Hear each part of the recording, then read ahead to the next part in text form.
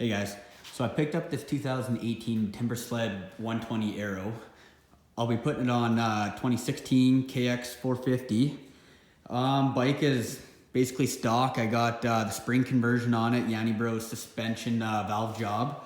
And other than that, she's bone stock. I got some C3 product coming in. I'm gonna do the intake as well as a thermostat kit. Other than that, basically got the bike already tore down. I'm gonna install the kit here today. I'm gonna do a leak down test on the motor here, just see if my piston is good or not. It's only got 36 hours, so probably still good, but it's starting to puff some smoke, which I'm thinking is the valve guides. So I ended up purchasing a brand new head.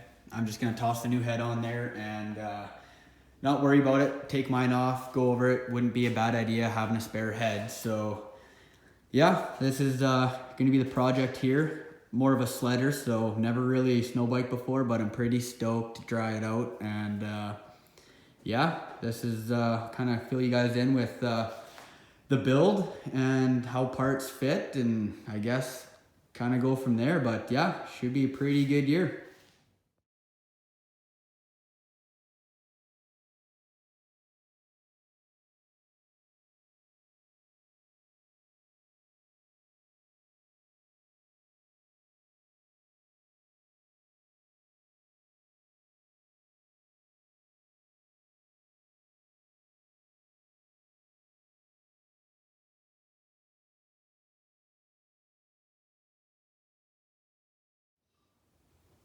So I just kind of got the skid here attached to the bike.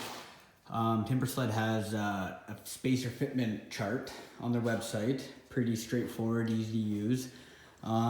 Lifting into place is, I don't know, first time doing it for me, so it took a minute or so just kind of get it all positioned right, but just greased everything up so that way you won't seize it on, kind of hold the moisture out. I use like an AMSOIL grease. Seeing as this kit was used, it was mounted to a Honda 450 RX, so the actual length of the strut is different for what I need for my Cowie. So I had to order this strut lengthener from Timbersled. It's about $200 Canadian, which is a little ridiculous, but to change it out, threads into the bottom of the shock there, and it was couldn't really thread it out. So what I actually did was take my oil filter wrench and tighten that jam nut right tight against it, and just kind of make it go with the camera here. And it's actually kind of hard, and you just kind of torque on it, and you can see it's actually kind of starting to come out now. So I figured I'll just kind of show you that. That's what I found works best. I actually bolted that to the subframe itself of the kit, just to kind of hold the bottom of the TSS in place while I unthread it. So this is kind of what it threads into on the bottom of the TSS. This one's for the Honda 450 RX, and this one is for my bike, so quite a bit longer. So basically I'm just gonna toss some Loctite on it, thread it in, tighten it up, and put the reducers for the top, and it's ready to go in. 2016 Cowies have the SFF TAC air fork. I wasn't a huge fan of it, really complicated to get dialed, and just not an air fork kind of guy. So Yanni Bros actually did the spring conversion. They did a gold valve on it, and what he's gonna do is gonna drop my forks off. He's going to actually put a bigger spring in it, heavier spring, and he's gonna revalve it and kind of just dial it for snow biking rather than moto. So stoked to see what he comes out with. I know it's going to be just next level, so yeah, stay tuned. So I got the throttle body pulled off, I got the stock head, cams, all of that pulled out. I'm just gonna pull everything out, valves, and I'm gonna put them in the new head. What happens is these valve guides, they'll kind of start passing and it's starting to puff some blue smoke, so I'd rather just swap out the head before it gets bad. And I'm gonna push new valve guides into this head and just have a spare, and probably sell it if I don't use it. So yeah, basically just gonna swap over or pull the valves and everything off this guy, inspect them, make sure everything's good, toss them in that head, and yeah, toss her back on the bike there. I just kind of got some rags over the cylinder there, and yeah, pretty straightforward. It's not too complicated. So the new head is just a bare head. It doesn't come with any of the studs or anything for the header. So I went ahead and I already pulled out the first one. But for the second one there, what I did was I took both the nuts from the header, and I put one on backwards, spun this one up tight tight against it, and just snug them up, and then you're gonna loosen it out. Yeah, a little bit of a trick there, buddy told me, and yeah, worked pretty good. Ended up getting these foot pegs off of Amazon for $26, and as you can see, compared to stock, they're a little bit bigger. Not crazy amount, but they just got a good feel. Actually, comparing the stock one compared to the aftermarket, as you can see, it looks a little bit bigger. When kind of putting weight on them, feels a little flimsy. I'm gonna be curious to see how they hold up, just kind of on jumps and whatnot, but for $36, really can't go wrong. So the bike is together. I'm just gonna take it out for a little test ride here. I didn't really videotape putting any of the parts on. I just kind of got in the zone, forgot to do it, so I figured I would just kind of talk about everything that I did put on. So I have a C3 thermostat. It's a 180 degree thermostat, so hopefully should keep it nice and warm.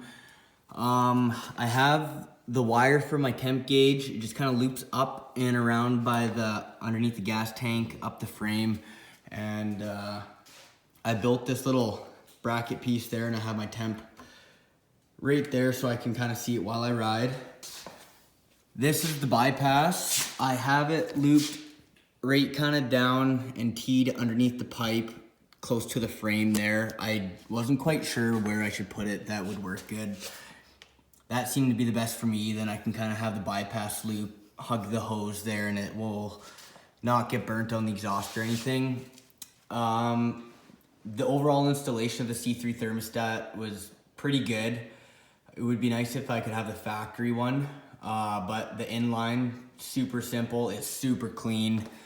I love the look of it, and yeah, so far pretty happy. I guess we'll see how it works.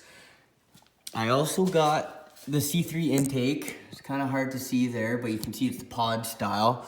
And I took off, obviously you take out your air box completely. And yeah, overall fit, it's pretty tight to the strut. You can kind of see there, like it's tough, it's very tight. Like to get it to fit, I had to actually unbolt the throttle body, loosen that hose clamp right down there, and I just slid out the actual throttle body itself, put on the boot, and then tighten it all together. It seems to hold pretty good. I guess we'll find out. And I actually zip tied the pre-filter on, and I took electrical tape and went around it a couple times just to keep any kind of moisture or anything from getting sucked in. What else? I got the PST engine blanket. Fits pretty good. Like I got different I got Devol rad guards, so I had to actually zip tie where you would drill into your stock shrouds, which not a big deal at all actually. Fits pretty tight. Getting the bolt for the skid plate, it was really tight. You really had to pull up on the engine blanket itself. Yeah, like I guess it'll definitely keep the snow out of the engine and keep it warm. So yeah, should be good. I also got heavier clutch springs I just put in there. And what else? I got my shocks back from Yanni Bros. They just put a super heavy spring in there and revalved it for me too. So I will have to let you know what kind of a spring he put in there, but it's stiff and it's gonna be good. I am pretty pumped. And that's basically it. Putting the chain on, it was very hard to actually like make the skid as tight as it could go so I could actually put the chain on. I ended up having to actually like pull the whole skid out, hammer the little subframe piece right there inwards, and that made it tight enough so I can actually put the chain on and fit the master link in there. So yeah, I'm gonna fire it up, take it for a rip down my creek, and yeah, I'm stoked. Take it to the mountains tomorrow. So first trip on the snow bike. It's gonna be pretty awesome. Stoked. So I just took it down the creek here. Not too much snow, but yeah, seems to run pretty good. Totally different feel. Holy, I wasn't expecting that. Not too much snow, so I got a tight little trail coming down here, and just the steering, it's, I don't know, it's just kind of pushy. Probably have to a little bit less ski pressure. I might drop the forks, or I don't know, might be something in the back. This is all new to me, so yeah, other than that though, it's running good. I don't know, it's got decent power. I was actually kind of surprised. Just a torque monster. Should be pretty fun.